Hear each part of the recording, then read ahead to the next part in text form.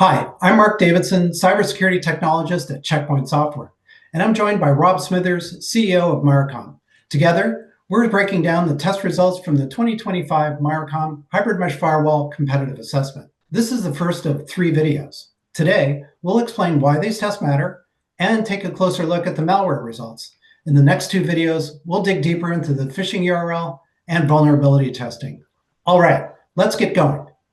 Siloed security tools. On-prem firewalls, cloud-only services, and cloud-native firewalls. Individually, they can't keep up with today's hybrid, hyper-connected enterprises. These siloed solutions lack visibility, scalability, and unified control. But that's why Gartner's hybrid mesh firewall model tackles these challenges with centralized management and distributed enforcement. Checkpoint then takes it further, adding security for mobile, browser, email, and SASE to create a more comprehensive hybrid mesh network security architecture. But one key point is missing from Gartner's guide. A firewall must actually stop attacks. Without that, nothing else matters. That's why we asked Miercom to put our solution and others to the test. And these tests focus on detecting and preventing attacks within the first 24 hours. We call this 0+1 day of the discovery of a new malware variant. Okay, let's talk about malware testing. Rob, thanks for being here and help describe Miercom's test procedure.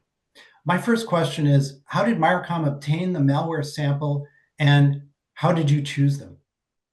Oh, yeah, thanks for the invitation, Mark. Pleasure to be here. Very good question. These samples for the 0 day, they come 100% from VirusTotal, Google-owned company. They're open source downloadable.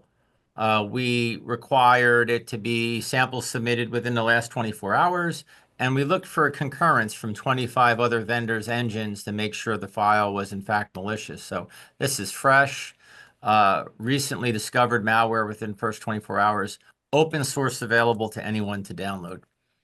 Now that we have a better understanding of the test environment, let's take a look at the results.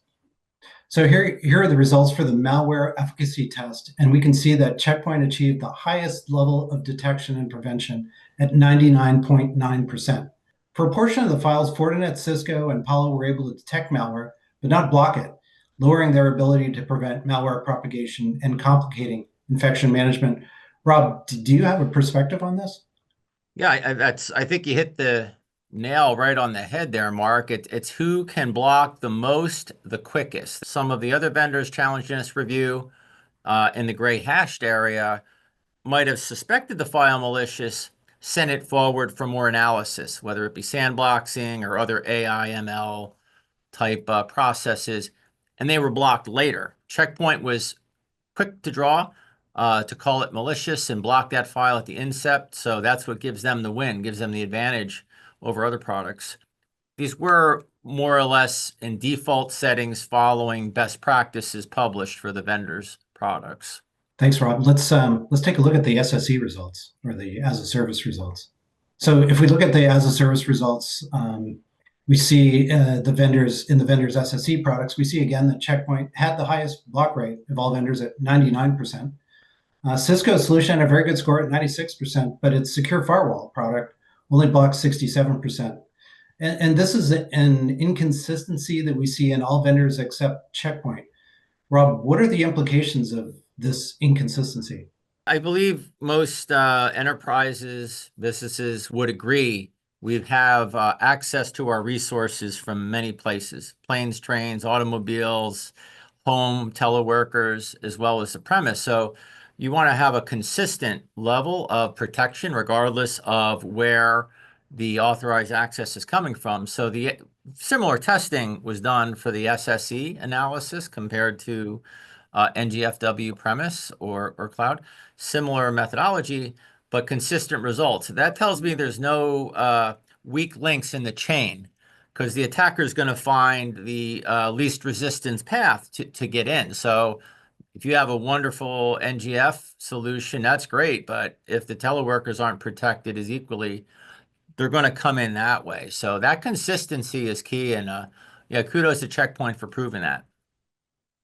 All right. Thanks, Rob. Yeah, I totally agree. I mean, if there's a weakest link, somebody's going to find it. All right. So how does Checkpoint get these results? Let's just talk briefly about the process involved. The first step is to block the file if it originates from a known malicious URL. And next, the engine analyzes the file by comparing it to locally stored signatures and the threat cloud repository. If no matches are found, the engine sends the file to a cloud-based threat emulation service called Sandblast. Sandblast executes the file and uses AI-based methods to detect malicious behavior. If the file is cleared, the download is allowed or cleaned if possible. Rob, thanks for helping us understand the details of your test. If anyone wants to see all the results, download the report now.